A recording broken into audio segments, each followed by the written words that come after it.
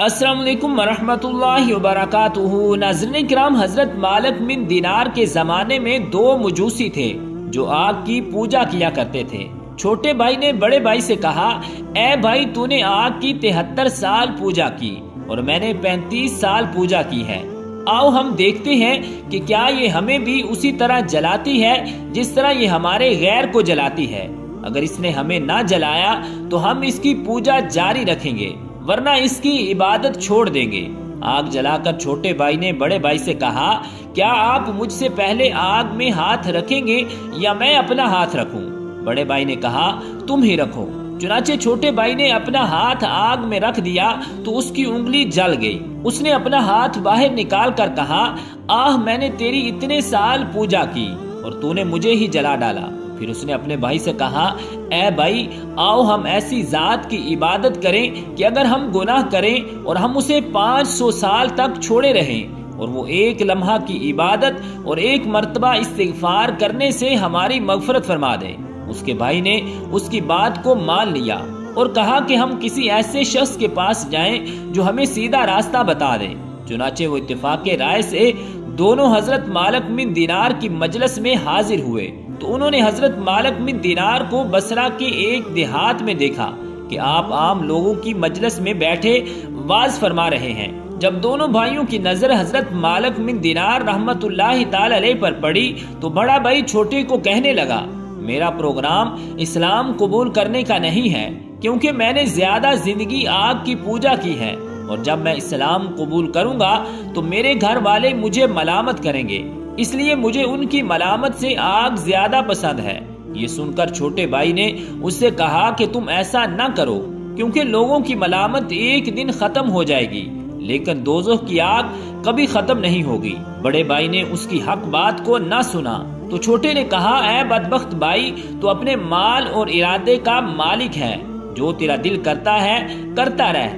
اس کے بعد بڑا بھائی واپس آ گیا اور چھوٹا بھائی اپنے بیوی بچوں سمیت حضرت مالک بن دینار رحمت اللہ تعالی علیہ کی خدمت میں حاضر ہو کر بیٹھ گیا۔ جب آپ مجلس واعظ سے فارغ ہوئے تو اس نے اٹھ کر اپنا سارا واقعہ بیان کیا اور درخواست کی کہ میری ساری فیملی کو مسلمان کریں۔ چنانچہ حضرت مالک بن دینار نے سب کو مسلمان کیا۔ اسلام قبول کرنے کے بعد نو مسلم جوان نے اپنی فیملی سمیت واپس جانے کا پروگرام بنایا تو حضرت مالک بن دینار رحمت اللہ تعالی علیہ اس کے لیے اپنے دوست احباب سے چندہ جمع کرنے لگے تو اس نے کہا، مجھے کسی چیز کی ضرورت نہیں ہے۔ پھر وہ واپس آیا اور اس نے ایک ویران جگہ میں ایک آباد گھر دیکھا تو وہ وہاں ٹھہر گیا۔ جب صبح ہوئی تو اس کی بیوی نے کہا کہ بازار جا کر کوئی مزدوری کرو اور کوئی سامان خرید کر لاؤ تاکہ ہم کچھ کھا پی سکیں۔ چنانچہ وہ بازار گیا، لیکن کسی نے اس کو مزدوری پر نہ رکھا تو اس نے دل میں سوچا، کیوں نہ اللہ پاک کا کام کیا جائے۔ لہٰذا اس نے دوسرے دن ایک خالی جگہ میں جا کر مغرب تک نماز پڑھتا رہا۔ پھر وہ خالی ہاتھ اپنے گھر واپس آ گیا۔ بیوی نے پوچھا، تم کوئی سامان کیوں نہیں لائے؟ اس نے کہا، میں نے آج بادشاہ کے ہاں کام کیا ہے، لیکن اس نے مجھے کچھ نہیں دیا اور کہا ہے کہ کل دوں گا۔ چنانچہ سب گھر والے بھوکے سو گئے۔ جب صبح ہوئی تو وہ پھر بازار گیا، لیکن اس دن بھی کوئی کام نہ ملا۔ اس نے حسب معمول شام تک اللہ پاک کی عبادت کی اور پھر خالی ہاتھ گھر واپس آ گیا اور اپنی بیوی بچوں سے کہنے لگا کہ بادشاہ نے جمعے کے دن کا وعدہ کیا ہے۔ جب جمعے کا دن آیا تو وہ بازار گیا، لیکن پھر بھی کوئی کام نہ ملا، لہٰذا وہ حسب معمول عبادت میں مشغول ہو گیا۔ جب سورج غروب ہو گیا تو اس نے 2 رکعت نماز پڑھی اور آسمان کی طرف ہاتھ اٹھا کر عرض کیا، اے میرے رب، تو نے مجھے اسلام کے ساتھ عزت بخشی ہے اور تو نے مجھے ہدایت کا تاج پہنایا ہے، تو اس دین کی عزت اور اس دین کی برکت سے میرے دل سے میرے اہل و عیال کے خرچ کا فکر دور فرما دے، کیونکہ مجھے اپنے بال بچوں سے اب شرم آتی ہے اور ان کے ایمان کی حالت بدلنے کا مجھے خوف ہے، کیونکہ ان کے اسلام لانے کا نیا زمانہ ہے۔